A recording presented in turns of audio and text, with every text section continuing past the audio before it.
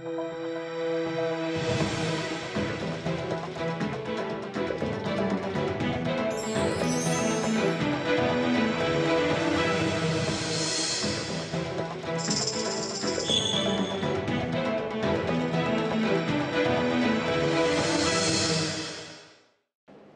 Programme सवाल आपका में खुश आमदीद।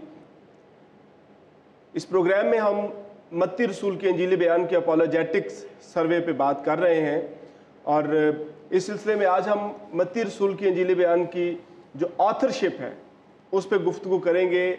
इस वक्त मेरे साथ मौजूद हैं पास्टर ज़ियाउल मसीह। ज़ियाउल मसीह क्रिश्चियन अपोलोजिस्ट हैं और मुख्तलिफ टीवी चैनल्स के साथ वाबस्ता हैं। इस हवाले से मुख्तलिफ सेमिनार्स और कॉन्फ्रेंसेस में भी हमें ये अपोलोजेटिक्स पे बात करते नज़र आते हैं। तो हम गुफ्तगू करेंगे पास्टर ज़ियाउल मसीह से। ज़ियाउल मसीह साहब, हम आपको प्रोग्राम सवाल आपका में वेलकम कहते हैं। मत्ती की इंजील के हवाले से बहुत सी कन्फ्यूजन्स पाई जाती हैं, बहुत से सवालात हैं जो हमारे नाजरीन पूछना चाहते हैं और उन्होंने पूछा भी, और बहुत सारे सवालात जो मत्ती की इंजील पे उठाए गए हैं आज हम उनके हवाले से गुफ्तगू करेंगे। तो मत्ती की इंजील की तसनीफ़ पे बाइबल स्कॉलर्स किसी हतमी राय पे नहीं पहुंच पाए कि इसका मुसन्निफ कौन है, किसने तहरीर किया। इस हवाले से जो है वो हम गुफ्तगू का आगाज़ करेंगे। तो काइंडली बताइए कि मत्ती की इंजील की तसनीफ़ पे बाइबल स्कॉलर्स जो हैं कोई हतमी फैसला क्यों नहीं दे पाए कि इसका मुसन्निफ कौन है। मत्ती की इंजील के बारे में प्रोफेसर शहजाद अंसर साहब, आपने बहुत अच्छा सवाल उठाया है और ये दरअसल बुनियादी सवाल है।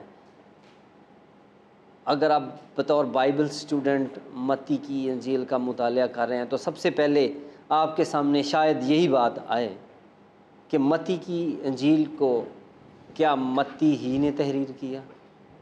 और मैं आपको बताना चाहता हूँ कि मसीही मुतवातर इस बात के कायल रहे हैं कि मत्ती की इंजील को मत्ती ने तहरीर किया और उसका वाज़ेह सबूत बाइबल मुक़द्दस है कि आज भी मत्ती की इंजील पर हमने यही लिखा है कि मत्ती की इंजील, मत्ती की मार्फत लिखी जाने वाली इंजील। वो आप दुरुस्त फरमा रहे हैं, लेकिन इस पे ऑथरशिप पे इसके बावजूद सवालात हैं। बहुत सारे लोग हैं, बहुत सारे स्कॉलर्स ने भी इस पे सवाल उठाए हैं और हत्ता के अहले इस्लाम की तरफ से भी ये सवाल इसी तरह से ही उठाया गया। हाँ जी, बिल्कुल ठीक है।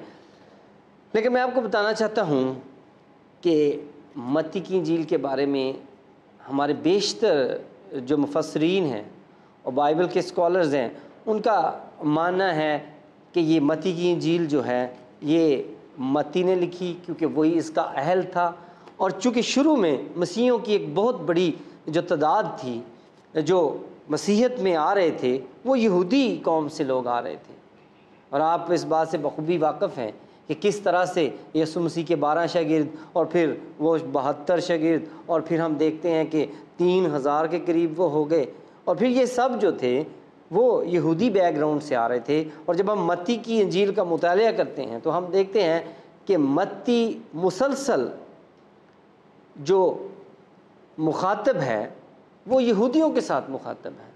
वो उन्हें पुराने अहदनामे से हवाला जात दे रहा है, वो उन्हें इस बात की तरफ राग़ब करने की कोशिश कर रहा है कि यही है मौद मसीह, वादा किया हुआ मसीह यही है। और वो मुसलसल, और यहाँ पर कई दफ़ा हम देखते हैं कि वो बहुत ज़्यादा डिटेल में नहीं जाता, वो ऐसे करता है कि तुम्हें तो पता ही है कि वहाँ पे लिखा है। चूँकि यहूदी जो थे वो पहले से जानते थे कि मसीह के बारे में ये सब कुछ जो है लिखा हुआ है। लेकिन आज तक आपने ये भी देखा होगा कि मत्ती की इंजील के ऑथरशिप के बारे में कोई और दावा भी सामने नहीं आया कि किसी ने कहा कि नहीं जी मत्ती की इंजील मत्ती ने नहीं लिखी, ये नाम है। तो ऐसा नाम भी जो है वो पेश नहीं किया गया। और मत्ती के बारे में एक ख़ास बात आपको बताना चाहता हूँ कि मत्ती जो था वो महसूल चुंगी जो कि कफरनहूम शहर में थी और वो दमिश्क से मिस्र को जाती हुई शाहराह पर वाक़या थी, जहाँ पर बैठकर ये लोगों से टैक्स लिया करते थे मत्ती रसूल। यानी दूसरे लफ्ज़ों में वो पढ़ा लिखा आदमी था और टैक्स कलेक्टर टाइप आदमी था। हाँ बिल्कुल बिल्कुल, आज अगर आप उसे देखें तो वो टैक्स कलेक्टर आप उसे कह सकते हैं। और मत्ती बराह रास्त हेरोदीस के मुताहिद काम करता था اور متی نے جو تھا مسیح یسوع کی پیروی کرتے ہوئے اپنی اس منافع بخش نوکری کو چھوڑا اور وہ یسوع کے شاگردوں میں شامل ہو گیا۔ لیکن اس نے اپنی نوکری کو چھوڑا، اس منافع بخش کام کو چھوڑا، لیکن وہ اپنا قلم جو تھا وہ ساتھ لے آیا، کیونکہ وہ آپ سمجھتے ہیں کہ اس نوکری کے لیے، اس جاب کے لیے ایک پڑھا لکھا شخص چاہیے تھا جسے یونانی بھی آنی چاہیے تھی، جو کہ اس وقت کی آفیشیل لینگویج تھی، اور اسے اپنی مذہبی زبان سے بھی وہ واقف تھا جو کہ عبرانی تھی۔ یہاں پہ میں تھوڑا پاز لوں گا، یہ ابھی آپ نے جیسے بیان کیا ہے کہ اس کو یونانی بھی آنی چاہیے تھی اور دوسری، تو اس کے حوالے سے بھی جو ہے وہ کافی زیادہ کنفیوژن پائی جاتی ہے کہ زبان کس زبان میں لکھی گئی۔ کچھ لوگوں کا خیال ہے، جیسے ہمیں بتایا جاتا ہے کہ نیا عہد نامہ تو بھائی یونانی زبان میں لکھا گیا، جبکہ متی کی انجیل پہ جو ہے وہ اسکالرز کہتے ہیں کہ یہ عبرانی میں لکھا گیا، کچھ کہتے ہیں یونانی میں لکھا گیا، تو اس کے حوالے سے بھی ساتھ جو ہے وہ پلیز بتاتے چلیں۔ ہاں ٹھیک ہے، دیکھیں اگر آپ کلیسیا کے جو مورخ ہیں یوسبس، اگر آپ ان کی تحریروں کا مطالعہ کریں تو وہ ایک شخص پہ پیاس کا حوالہ دیتے ہیں جس نے لکھا ہے کہ متی نے یسوع کے لوگیا جو تھے انہیں رقم کیا تھا، انہیں تحریر کیا تھا۔ اور اگر آپ لوگیا کے بارے میں جاننا چاہتے ہیں تو وہ یسوع کے مقولات، اس کا ترجمہ ہم کر سکتے ہیں۔ لوگیا یہ لاگس سے تو نہیں، لوگس سے لفظ ہے جو کہ ورڈ آف گاڈ، جی بالکل یونانی کا یہ لفظ ہے، لیکن اس کا ترجمہ آسمانی وحی بھی کیا جا سکتا ہے، غیبی آواز بھی کیا جا سکتا ہے۔ تو ہمیں پتہ چلتا ہے کہ متی نے یسوع کے بارے میں کچھ عبرانی میں تحریر کیا تھا، چونکہ عبرانی اس وقت کی مذہب کی زبان تھی۔ تو جب مذہبی زبان عبرانی تھی تو متی نے اس میں کچھ تحریر کیا، اور ہو سکتا ہے کہ بعد میں جب پوری کتاب متی کی انجیل کو لکھا گیا تو انہوں نے اس کو یونانی میں لکھا ہو۔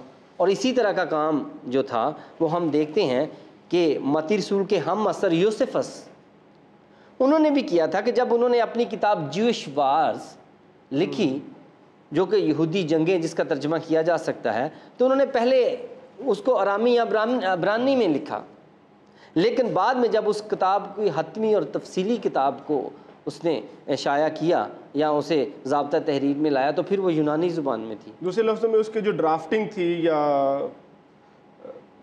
بنیادی خاکہ جو تھا وہ اس نے ارامی میں لکھا، ہاں جی، لیکن اس کے بعد جو تھا وہ اس کو یونانی میں ہی ہاتھ۔ ہاں جی بالکل۔ دیکھیں آج لوگ اس طرح سے بھی ہم سے سوال پوچھتے ہیں کہ جی دیکھیں یسوع مسیح کی جو مادری زبان تھی وہ تو ارامی تھی، تو انہوں نے ارامی میں لکھنا چاہیے تھا، ان کی انجیل ارامی میں ہونی چاہیے۔ ایگزیکٹلی۔ لیکن آج پاکستان میں رہتے ہوئے ہماری مادری زبان پنجابی ہے، اگر میں اپنی بات کروں تو میری مادری زبان پنجابی ہے، لیکن مجھے فارم جو گورنمنٹ لیول کے فارمز ہیں وہ مجھے انگلش میں فل کرنے پڑتے ہیں، اور یہاں پر جو حرف عام میں مذہب کی زبان ہے وہ عربی ہے، اور گھروں میں اردو بولنی پڑتی ہے، اور جب کوئی کتاب لکھنا چاہتا ہے تو وہ ہمیشہ اردو میں لکھتا ہے، حالانکہ اس نے سوچی پنجابی میں ہوتی ہے۔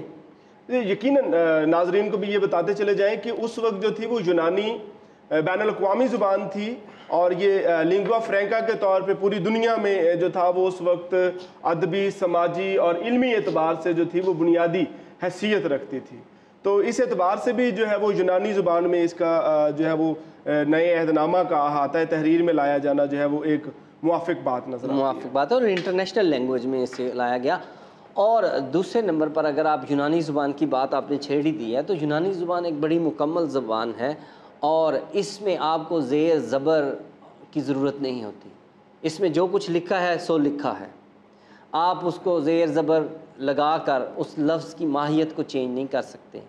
یونانی زبان میں واولز نہیں ہوتے، لہٰذا جو کچھ آپ نے لکھا ہے سو لکھا ہے، اور یہ ایک اس زبان کی بڑی اہم خصوصیت ہے کہ خدا نے اس کو چنا تاکہ نیا عہد نامہ اس میں لکھا جائے۔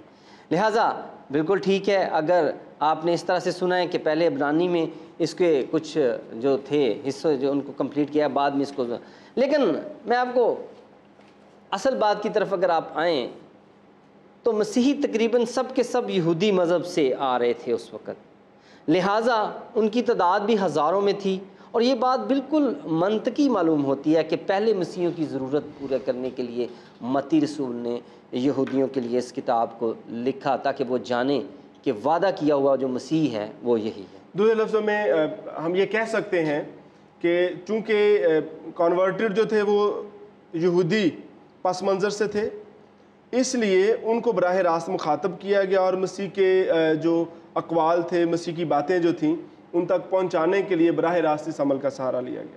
ہاں جی، ابھی جب ہم گفتگو کر رہے تھے تو ایک سوال میں نے آپ کے سامنے رکھا کہ اہلیان اسلام کی طرف سے بھی یہی سوال بارہا دہرایا جاتا ہے کہ اس کا جو آتھرشپ ہے وہ کلیئر نہیں ہے، واضح نہیں ہے۔ اس حوالے سے بھی پلیز ضرور بتاتے چلے جائیے۔ یوحنا 14 باب اس کی 26 آیت کی تلاوت آپ کے سامنے کرنا چاہتا ہوں۔ لکھا ہے لیکن مددگار یعنی روح القدس جسے باپ میرے نام سے بھیجے گا وہی تمہیں سب باتیں سکھائے گا اور جو کچھ میں نے تم سے کہا ہے وہ سب تمہیں یاد دلائے گا۔ یہ یہاں پر ہم پڑھتے ہیں کہ کیا لکھا ہے کہ روح القدس ان کا رہنما تھا، یعنی کہ جب اناجیل کو ضابطہ تحریر میں جو رسول لے کے آئے ہیں تو اس وقت روح القدس ان کا رہنما تھا، روح القدس کی رہنمائی میں ان کو ضابطہ تحریر میں لایا گیا۔ کیا ان پہ کوئی وحی نازل ہوتی تھی ان پہ بھی؟ ہاں کیا بالکل، ان کو کوئی الہام، کیا ایسا؟ یہ تو روٹین کی باتیں یوں لگتا ہے جیسے وہ ان کے ساتھ جیسے شاگرد جو تھے وہ مسیح کے ساتھ رہے، ہاں جی، انہوں نے وہ باتیں سنی اور دیکھی اور ان کو احاطہ تحریر میں میں یہی بتا رہا ہوں آپ کو کہ سب سے پہلے تو ہمارا ایمان یہ ہے کہ اناجیل کا تحریر میں آنا اس کے پیچھے روح القدس کا ہاتھ ہے، لیکن اگر ہم مسیحی آپ کو یہ بھی بتا رہے ہیں کہ یہ والی انجیل کس کے قلم سے ضابطہ تحریر میں آئی، تو ہم تو ایک قدم بڑھ کر آپ کو بتا رہے ہیں۔ اگر آپ اہل اسلام کی بات کریں اور قرآن شریف کی بات کریں تو ہم دیکھتے ہیں کہ اہل اسلام کی تاریخ میں بتایا جاتا ہے کہ 40 کاتبین تھے جو کاتبین وحی کے حوالے سے، کاتبین وحی کے نام سے جانے جاتے تھے اور بڑے معتبر شخصیات انہیں بتایا گیا ہے اور وہ لکھا کرتے تھے۔ لیکن آج اگر آپ اہل اسلام سے یہ پوچھیں کہ کون سی صورت کس کاتبین وحی نے تحریر کی ہے یا کون سی آیت کون سے کاتب نے تحریر کی ہے، تو جواب خاموشی ہے، کیونکہ یہ علم نہیں ہے کہ کس نے کون سی آیت لکھی تھی۔ لیکن ہم مسیحی تو آپ کو اس سے ایک قدم بڑھ کر بتا رہے ہیں کہ روح القدس کی رہنمائی سے تو لکھی گئی ہیں، خدا نے لکھوائی ہیں، روح القدس کی رہنمائی سے لکھوائی ہیں اور لکھی گئی ہیں، لیکن ہم اب یہ بھی بتا رہے ہیں کہ یہ کس کے قلم سے لکھی گئی ہیں۔ جی ناظرین، یہ بات بھی واضح ہوتی چلی جائے کہ در حقیقت اس وقت جو تھا وہ مختلف لوگ جو تھے وہ آفیشل رائٹرز کے طور پہ یا کاتب کے طور پہ کام کرتے تھے، اور اگر آپ پاک و ہند کی تاریخ کا بھی مطالعہ کریں تو ہمیں پتہ چلتا ہے کہ مختلف بڑے بڑے جو شعراء کرام تھے، بڑے بڑے شہنشاہ جو تھے، انہوں نے کاتب رکھے ہوتے تھے جو ان کے لیے جو ہے وہ لکھنے کا کام کرتے تھے۔ تو اسی طور سے جو ہے وہ جب ہم کاتبین کی بات کرتے ہیں، لکھنے کی بات کرتے ہیں، تو متی کا جو انجیلی بیان ہے وہ بھی اسی طور سے احاطہ تحریر میں لایا گیا ہے، اور متی کو صرف جیسا بات کر رہے ہیں کہ کاتب کے طور پہ نہیں بلکہ اس الہام کو قبول کرنے والا اور ریسیو کرنے والے کے طور پہ بھی پیش کیا گیا ہے۔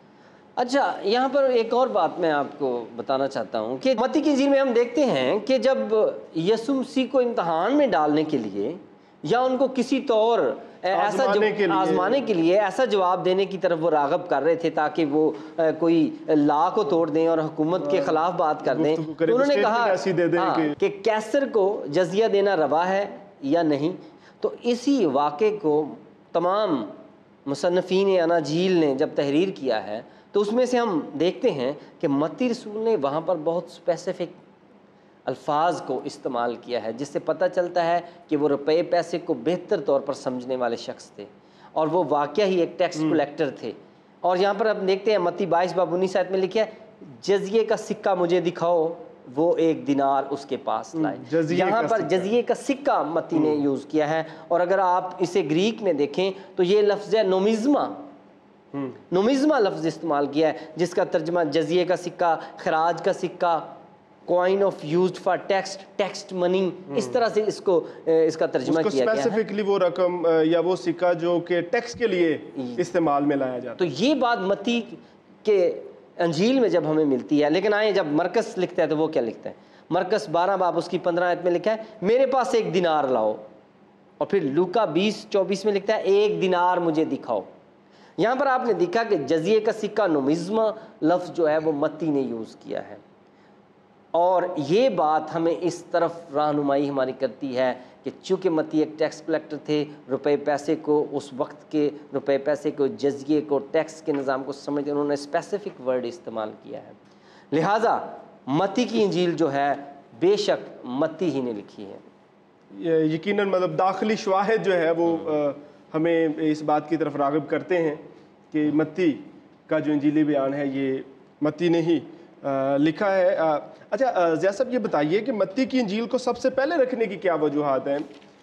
جب اناجیل موافقہ یا چاروں کی چاروں اناجیل جو ہیں وہ ایک جیسی گفتگو کر رہی ہیں یا ایک ہی طرح کا متن جو ہے وہ پیش کرتی ہیں، تو پھر کیا اس کی کوئی خاص وجوہات تھی کہ متی کا جو انجیلی بیان ہے اس کو سب سے پہلے لے آئے اور پھر مرکز اور پھر لوکا اور پھر یوحنا؟ اس کی کیا وجوہات؟ متی کی انجیل سب سے پہلے کیوں؟ بہت اچھا سوال ہے. دراصل میں نے آپ کو پہلے بھی بتایا کہ اس وقت کی جو آڈینس تھی، جو سب سے زیادہ مسیحی ایمان میں شامل ہونے والی قوم تھی، وہ یہودی مذہب سے آ رہے تھے اور وہ ہزاروں کی تعداد میں تھے. لہٰذا یہ بات بڑی منطقی معلوم ہوتی ہے کہ ان کی ضرورت کو پورا کرنے کے لیے متی نے جو تھی وہ یہودی پوائنٹ آف ویو کو سامنے رکھتے ہوئے متی کی انجیل کو تحریر کیا. اور خدائے روح القدس کی رہنمائی میں انہوں نے بالکل انہی حوالہ جات کو پرانے عہد نامے سے کوٹ کر کے انہیں اس بات تک پہنچانے کی کوشش کی کہ یہی جو ہے وہ وعدہ کیا ہوا مسیح ہے. اچھا، اور یہاں پر رکھنے کی وجوہات پہلے میں اسی طرف آپ کو آ رہا ہوں. دیکھیں اگر آپ رسولوں کے اعمال میں دیکھیں تو وہاں پر ہم دیکھتے ہیں رسولوں کا اعمال 1 باب اور اس کی 8 سے 9 آیت تک تلاوت کریں گے. لکھا ہے کہ جب تم روح القدس تم پر نازل ہوگا تو تم قوت پاؤ گے اور یروشلم، تمام یہودیہ، سامریہ میں بلکہ زمین کی انتہا تک میرے گواہ.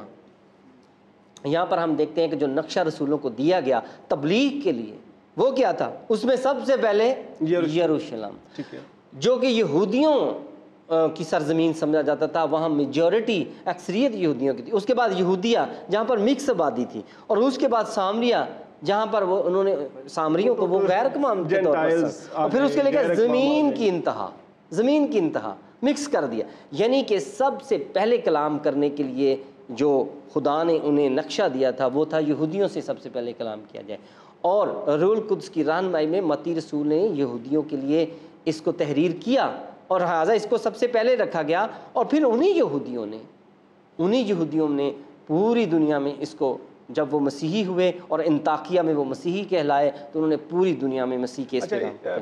اس کے مطلب یہ ہوا کہ یہ وجہ نہیں ہے کہ یہ کچھ ایسے جو ہے وہ ایئرز میں لکھی گئی کہ یہ سب سے پہلے لکھی گئی ہے اس لیے اس کو سب سے پہلے رکھا گیا، بلکہ اس کی ایک بنیادی وجہ یہ بھی ہمارے سامنے آ رہی ہے کہ نقشہ ہی یہ تھا تبلیغ کا کہ سب سے پہلے یہودیوں سے بے شک آپ کو پتہ ہے کہ لوگوں نے اس پہ بھی اعتراض اٹھانے کی کوشش کی کہ جی شاگردوں سے تو کہا تھا تم صرف اسرائیلیوں کے پاس جانا، اسرائیل کی کھوئی ہوئی بہنوں تک محدود نقشہ ہی یہ تھا کہ انہوں نے پہلے یروشلم میں تبلیغ کرنی تھی، اس کے بعد انہوں نے یہودیہ میں، پھر سامریہ، پھر دنیا کی انتہا تک. اور بالکل یہی ترتیب ہونی چاہیے تھی کیونکہ یہودی جو تھے انہیں بات سمجھانا زیادہ آسان تھا کیونکہ وہ باپ یہوہ خدا کو جانتے تھے، وہ خدا روح القدس کو جانتے تھے. انہیں صرف بیٹے سے متعارف کروانا تھا، یسوع المسیح سے، موعود مسیح سے، اور وہ بات جلدی سمجھ جاتے تھے. لیکن جب مکس آبادی کی طرف آئیں گی تھوڑی سی پرابلم آئے گی. جب آپ غیر اقوام کے پاس آئیں گے جیسا کہ پولس رسول ایتھن شہر میں پہنچا تو پرابلم فرق ہو جائیں گی، اور جب آپ پوری دنیا میں جائیں گے تو آپ کی پرابلمس فرق ہو جائیں گی. اور اسی طرح سے ہم دیکھتے ہیں کہ انجیل مقدس گریجولی جو ہے وہ ترتیب دیا گیا ہے، ترتیب کے ساتھ آپ آگے. اچھا یہ بتائیے کہ مسیح یسوع کے جو شاگرد تھے ان کی ایسی کیا اہمیت تھی کہ مسیح یسوع نے خود یہ کام نہیں کیا جبکہ شاگردوں کو خوشخبری کا کلام جو ہے وہ اس کو ضابطۂ تحریر میں لانے کا فضل بخشا ہے؟ ہاں، آپ یہ کہنا چاہ رہے ہیں کہ یسوع مسیح نے انجیل مقدس خود تحریر کیوں نہیں کی؟ آبویسلی کیونکہ اب دیکھیں جب شاگرد ہیں جو ساتھ ساتھ رہ رہے ہیں اور وہ تو ساتھ اس لیے ہے نا تاکہ سیکھ سکیں استاد سے. تو استاد نے خود وہ کلام احاطہ تحریر میں کیوں نہیں لایا جبکہ شاگرد اس کو لکھ رہے؟ ہاں ٹھیک ہے، آپ مطلب یہ بھی کہنا چاہ رہے ہیں کہ یہاں ایک ایسی بھی انجیل ہونی چاہیے تھی جس پہ لکھا ہوتا یسوع مسیح کی انجیل. نہیں، اس پہ ہم آگے جا کے بات کرتے ہیں. یہ سوال بھی ہے میرے پاس اور ہم اس پہ بھی بات کریں گے، لیکن فی الحال نہیں ٹھیک ہے آپ کی بات ٹھیک ہے، لیکن میں آپ کو بتانا چاہتا ہوں کہ دراصل یسوع المسیح جو تھے، مسیحی ایمان اور مسیحی عقیدہ اور بائبل کی روشنی میں وہ مجسم خدا تھے، وہ خود کلام تھے. یوحنا کی انجیل میں لکھا ہے کہ وہ خود کلام تھے، کہ وہاں پر یوحنا کی انجیل اس کا پہلا باب اس کی پہلی آیت میں کیا لکھا ہے، یہاں پر میں دیکھنا چاہتا ہوں. ابتدا میں خدا کا کلام تھا، ابتدا میں کلام تھا اور کلام خدا کے ساتھ تھا اور کلام ہی خدا تھا اور یہی ابتدا میں خدا کے ساتھ تھا، سب چیزیں اس کے وسیلے سے پیدا ہوئیں. وہ تو کلام تھے، خود کلام تھے اور وہ مجسم خدا تھے. خدا کتابیں تحریر نہیں کرتا، وہ یہ کام اپنے رسولوں اور نبیوں سے کرواتا ہے. لہٰذا ہم یہاں پر بھی دیکھتے ہیں کہ کلام پر کلام نازل نہیں ہو سکتا، کلام تو خود کلام ہے. کلام پر کلام نازل نہیں ہو سکتا، وہ تو خود کلام تھے. لہٰذا ان کا مسیح یسوع کا شرف یہ ہے، ان کی فضیلت یہ ہے کہ ان کے شاگردوں کو رسول ہونے کا درجہ دیا گیا. اچھا دیکھیں، یہ آپ کے عقیدے کی حد تک تو بات سمجھ میں آتی ہے کہ آپ یہ فرما رہے ہیں کہ جناب مسیح کے جو حواری ہیں، شاگرد ہیں، ان کو جو ہے جو ہے وہ رسالت کے درجے تک جو ہے وہ لایا گیا ہے. تو کیا اب دوسرے مذاہب بھی اس بات کو تسلیم کریں گے جبکہ ہمیں ایسی کوئی صورت نظر نہیں آتی؟ نہیں، میں نے آپ کو بتایا کہ ایک تو بات یہ ہے کہ مسیح یسوع نے اپنے شاگردوں کو رسول ہونے کا حق بخشا اور لہٰذا ان پر وہ الہام جو تھا وہ اترا اور انہوں نے اس کو ضابطہ تحریر میں لایا، کیونکہ وہ تو خود کلام تھے، مجسم خدا تھے. خدا کتابیں نہیں لکھتا بلکہ لکھواتا ہے، لہٰذا خدا نے وہ کتابیں تحریر میں انجیل جو تھی وہ اپنے حواریوں سے لکھوائی. ہماری جو ہم آہنگی ہے وہ یہودیت، اہل اسلام کے ساتھ ہے. یہ تینوں ابراہیمک فیتھ کے مذاہب ہیں. لہٰذا جب ہم دیکھتے ہیں قرآن شریف میں دیکھتے ہیں، ہم اسلام کی روشنی میں دیکھتے ہیں کہ کیا یسوع المسیح کے، عیسیٰ المسیح کے حواریوں کی اہمیت تو وہ ہمیں وہاں بھی نظر آتی ہے. ہم دیکھتے ہیں کہ کیا آپ اس کو جی بالکل میں اسی طرف جا رہا ہوں کہ 61ویں سورت جو ہے سورہ صف، سورہ صف 61ویں سورت ہے، اس کی آیت نمبر 14 میں ہم دیکھتے ہیں کہ عیسیٰ مسیح کے حواریوں کو کے لیے لفظ استعمال کیا ہے نثار اللہ، اور اس کا ترجمہ جو ہے وہ 2 دفعہ یہ کیا گیا ہے اللہ کے مددگار. اللہ کے مددگار تھے وہ. نثار تو جان دینے والوں، نثار اللہ کہ اللہ کے مددگار، اللہ کے جو اللہ پر نثار ہونے والے، وہی انہی معنوں میں ہے.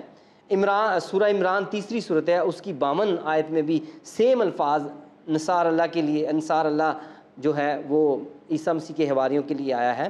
اور پھر سورہ مائدہ 5ویں سورت، سورہ مائدہ میں تو سورہ مائدہ 5ویں سورت اس کی 1 سے 10 سے 11 میں جب ہم دیکھتے ہیں تو وہاں پر باقاعدہ لفظ آئے ہیں وَحِيَّةُ إِلَىٰ حِوَارِينَ. وہاں پر لفظ ہیں وَإِذْ وَحِيَّ إِلَى الْحِوَارِيِّينَ، کہ میں نے حواریوں کی طرف وحی بھیجی. کہ یہاں پر ہم دیکھتے ہیں کہ لکھا ہے کہ عیسیٰ مسیح کی حواریوں کی طرف اللہ نے وحی بھیجی. یہ ریفرنس دوبارہ بول دیجئے گا. سورہ مائدہ 5ویں سورت ہے اور اس کی آیت نمبر 110 سے 1 سے 11 میں نے آپ کے سامنے تلاوت کیا، اور اس کا انگلش کا جو ٹرانسلیشن کی گئی ہے اس آیت کی، وہاں پہ لکھا ہے آئی انسپائرڈ دا ڈسائپلز، کہ یسوع کے حواریوں کو اللہ نے انسپائرڈ کیا ہے. اور جب ان پر وحی بھی نازل ہوتی تھی، اللہ وحی کے ذریعے ان کے ساتھ کانٹیکٹ کرتے تھے، تو پھر آپ کیسے کہہ سکتے ہیں کہ وہ اناجیل کو ضابطہ تحریر میں نہیں لا سکتے؟ اور یہی بات ہم آپ کو کہہ رہے ہیں کہ روح القدس کی رہنمائی نے، یہوہ خدا نے انہیں یہ قوت بخشی، انہیں یہ فضیلت بخشی کہ وہ ان کو لکھیں. اور پھر بڑی اہم بات خاص میں آپ کو بتانا چاہتا ہوں، وہ ہے سورہ یاسین میں. اور جب سورہ یاسین جسے قرآن شریف کا دل بھی کہا ہاں جی، سورہ یاسین جس کا 1 دفعہ پڑھنا پورے قرآن کا 30 دفعہ پڑھنے کے برابر ہے، ثواب ثواب ہے اس کا. تو لیکن اس میں ہم دیکھتے ہیں کہ اس میں کیا واقعہ ہے کہ اس میں یسوع المسیح کے، عیسیٰ المسیح کے 2 حواریوں کا ذکر کیا گیا ہے جو تبلیغ کے لیے انطاکیہ میں پہنچے تھے۔ اور اس بات کی تشریح کرتے ہوئے بیشتر جو مفسرین قرآن ہیں یا مفسرین اسلام ہیں وہ اس کو پورا طرح سے بیان نہیں کرتے، لیکن ہم جانتے ہیں کہ فتح الحمید نے اس کو بہت اچھا، جناب محترم مولانا فتح الحمید اپنے قرآن مجید کا ترجمے کے صفحہ نمبر 593 پر وہ تحریر کرتے ہیں، اس آیت کا وہ تفسیر کرتے ہوئے لکھتے ہیں۔ آیت کیا ہے؟ سورہ یاسین 36ویں سورت اس کی 13 آیت ہے، اور ان سے گاؤں والوں کا قصہ بیان کرو جب ان کے پاس پیغمبر آئے۔ اور اس کی تفسیر وہ کیا لکھتے ہیں ملک روم میں انطاکیہ ایک گاؤں تھا، اور یہ گاؤں کے لوگوں کا قصہ ہے۔ یہ لوگ حضرت عیسیٰ کے حواریوں میں سے تھے جن کو اللہ تعالیٰ نے حضرت عیسیٰ کے بعد پیغمبری عطا فرمائی تھی۔ پہلے 2 پیغمبروں کے نام یوحنا اور شمعون تھے، اور تیسرے کا نام شکوم۔ اور آگے لکھا ہے کہ یوحنا اور شمعون کی تبلیغ سے ایک شخص جو تھا وہ حبیب نجار، وہ مسیحی ہو گیا۔ یہ بات جو ہے وہ فتح الحمید صاحب نے جو ہے وہ حاشیے میں، اپنے حاشیے میں صفحہ نمبر 593 میں انہوں نے لکھی ہے، اور بعد میں لکھا ہے کہ اس کی قوم نے انہیں سنسار کر دیا۔ اور پھر سورہ یاسین 36/26 میں کیا لکھا ہے؟ آ بہشت میں داخل ہو جا، بولا کاش میری قوم جانتی۔ اور یہاں پر ہم دیکھتے ہیں کہ اللہ نے حبیب نجار جو کہ یوحنا اور شمعون جو کہ رسول تھے، مسیح یسوع کے حواری تھے اور اب رسول کا درجہ پا چکے تھے، ان کی تبلیغ سے جب وہ مسیح ہو گیا تو اس کی قوم نے انہیں سنسار کر دیا۔ اور یہاں پر قرآن شریف میں درج ہے کہ اللہ نے اسے کہا کہ آجا بہشت میں داخل ہو جا۔ اور ہم ایک دیکھتے ہیں کہ ایک مسیحی بقول سورہ یاسین جنت میں بھی داخل ہو گیا۔ یہ اہمیت ہے یسوع کے حواریوں کی اہل اسلام میں اور مسیحیت میں۔ جی ناظرین، بہت سیر حاصل گفتگو کی ہے جناب ضیاء المسیح نے متی رسول کی آتھرشپ پہ، اور اس سے کے حوالہ سے بین المذاہب تناظر میں بھی خصوصاً جو ہے وہ مسیحی اور اسلامی نقطہ نظر سے اس پہ گفتگو کی گئی ہے۔ اگر آپ کا بھی کوئی سوال ہے تو لکھ دیجئے، ہم کوشش کریں گے آپ کی مدد ہو سکے آپ کا سوال جاننے میں، کیونکہ سوال آپ کا حق ہے اور یہ پروگرام سوال آپ کا اپنا پروگرام ہے۔ جناب ضیاء المسیح، بہت شکریہ، آپ تشریف لائے اور بڑی خوبصورت گفتگو کی، اور آپ نے ہمارے ناظرین کو جو ہے وہ علمی حوالے سے کافی جو ہے وہ مدد فرمائی۔ بہت نوازش۔